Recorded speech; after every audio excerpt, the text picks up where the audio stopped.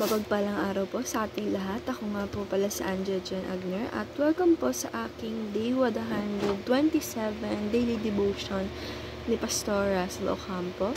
At para po ngayong araw ay ang panibagong series about the understanding the church. At ang topic po natin ngayong araw, December 2, 2024 ay the church is God's family. At ang scripture po natin ngayong araw, Genesis 1 verse 26. The God said, "Let us make mankind in our image, in our likeness, so that they may rule over the fish in the sea and the birds in the sky, over the livestock and all the wind animal, and over all the creatures that move along the ground." Sa Tagalog naman po, pagkatapos sinabi ng Diyos, likhain natin ang tao ayon sa ating wangis, sila ang mamamahala sa lahat ng uri ng hayop, mga lumalangoy, lumilipad, lumalakad, at gumagapang. And teaching number 1, the church was in the very heart of God before the foundation of the world. Sabi po dito na ang church po ay ito po talaga yung heart ng ating God. Or ito po talaga yung unang ginawa or foundation ng ating Panginoong Diyos para talaga ito natin ay gawing bahay pala sambahan, kasi nga po ang church ay unang-una or very heart of God bago gawin or foundation of the world. And teaching number 2, the church was created in the image of God, intended to heal the whole world. Sabi naman po dito na ang church po ay ginawa in the image of our God. Para po ito po ay ginawa intended to heal or sakupin lahat ng tao na ginawa niya in whole world or panampalataya po sa atin lahat ng tao or yung ginawa niya pong may kawangis niya ay para po ito ay lahat ay sumamba po sa kanya. Ginawa niya po ang church po. And teaching number 3, the church is called to rule over all our creation under God.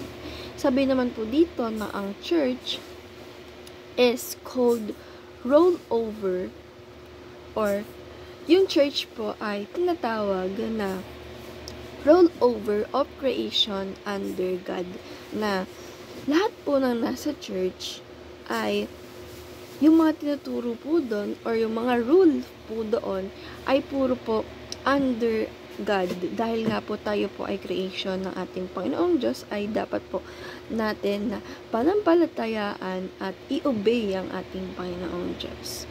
And application number 1, value your relationship with God above all else. Sabi naman po dito na apply po natin sa sarili natin na dapat po i-value natin or pahalagaan natin yung relationship natin with our God bilang bilang Father niya po above all else. Kahit kanino man, basta po pahalagahan natin ang relationship natin with our God. And application number 2, live out the image of God restored in Christ. Sabi naman po dito na apply po natin sa sarili natin na ipamuhay po natin yung image na bigay sa atin ng ating Panginoong Diyos, na siya po ay kawangis natin, ganyan po. And application number 3, rule and take dominion over creation. Sabi naman po dito na i-apply po natin sa sarili natin na dapat po pamahalaan natin, tayo po yung una, tayo po yung dominion, dapat tayo po ang pinaka-best sa lahat ng creation na ginawa ng ating Panginoong Diyos. Gawin po natin yung best natin, tayo po ang maging leader. Like, sinasabi din po dito na kapag po tayo ay doctor, gawin po natin na maging best doctor po tayo.